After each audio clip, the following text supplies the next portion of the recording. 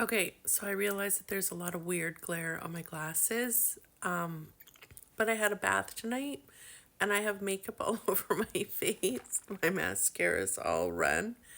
So I'm thinking this is the lesser of two evils to just keep my glasses on. Here's something interesting.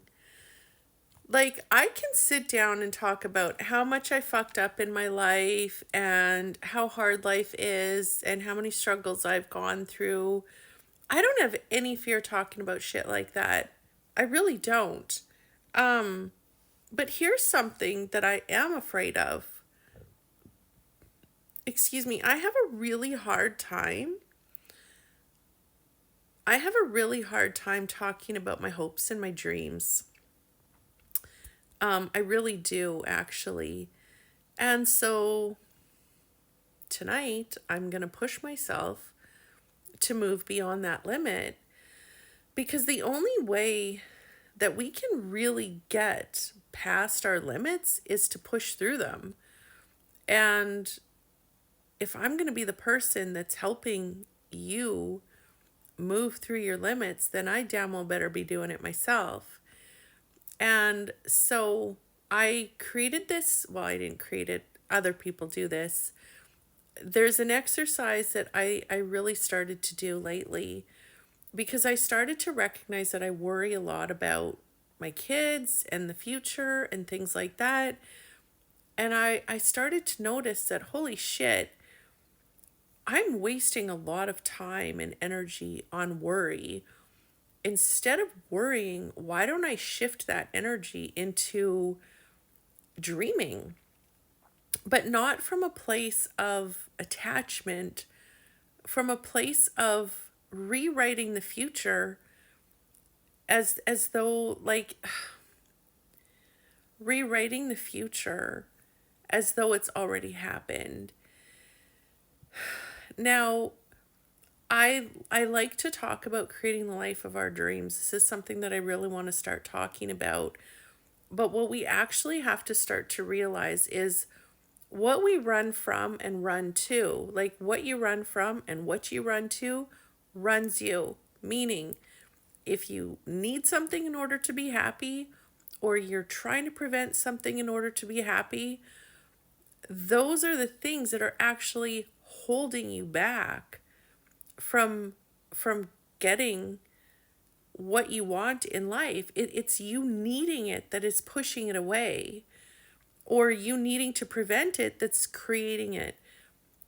The universe does not send you what you want.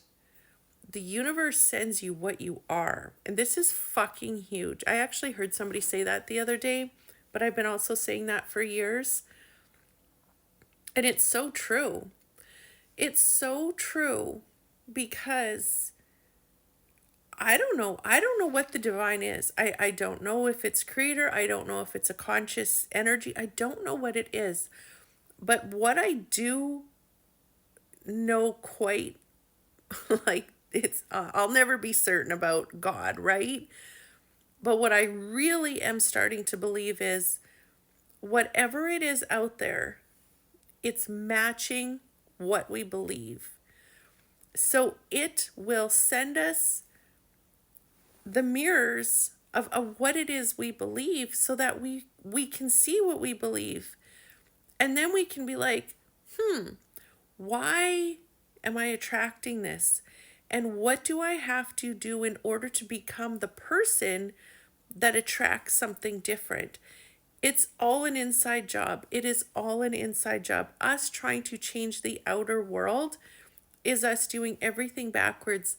What we're here to do is to shift those beliefs that are attracting these things to us. And so one really they're like, I'm just going to keep sharing this and sharing this and sharing this because every day I'm going to share a different little piece of information that's downloading through me, different insights that I have, different experiences that I have in my own life. Like, we're going to do this. And the way we're going to do this is by putting our hands on our hearts every day, feeling our emotions, noticing our thoughts, because our thoughts come from our beliefs create our thoughts, and our thoughts generate our emotions. We're here to put ourselves into a new emotional state by watching the thoughts that we're thinking, not believing them, not engaging in them, but watching them so that we can question them and be like, well, that's pretty fucked up. Why would I believe that? And it's like letting the genie out of the bottle, and then we're free from that belief. Like, but this is a lifetime process. This isn't just like, oh, do my workshop and everything's going to be great. No. Fucking piece by piece by piece by piece, we're going to free these genies, these parts of us that are caged, and we're going to start to attract new things to our lives because we're going to release these beliefs that we're limited. So what I started this video off saying was how I'm afraid to share my hopes and my dreams. Well, instead of worrying, what I do now is I sit down and I do this exercise that I call future charging. Like I said, I didn't make this up. Other people do this too. But what I do is I talk about my future as though it's already happened. And I just had a really, really painful experience today where I saw the fucking genie being freed. And what the genie was free, what was freeing itself from me, it freed itself by me seeing this pattern of allowing people, men, into my life that do not give a flying fuck about me. That was my pattern. That was my wounding. That's what I was attracting because I didn't believe, for whatever reason. I'm not going to get into analyzing it. Anyway, I'm going to share this exercise with you today, and I'm probably going to keep sharing it, every few days. But we talk about the future as though it's already happened. So I remember December 29th going to bed and having this feeling of, fuck, like this guy never cared about me. And I just remember how painful it was. I just remember it feeling like parts of my guts were being ripped out. I felt a lot of sadness in my heart. But I also I knew that I knew it all along. And I just remember laying in bed and not being able to sleep. And I just remember thinking, who can I talk to? And also at the time, I remember that I was kind of dropping friends like fucking flies. And I was getting to this point where I had very few people in my life left that I really trusted and felt close with. But I also knew that I did have some core, really, really great friends. But I felt really drawn to sit down and make a video instead because I wanted to be vulnerable and I wanted to share my pain with others in case they were going through pain. And I remember sitting down and making that video.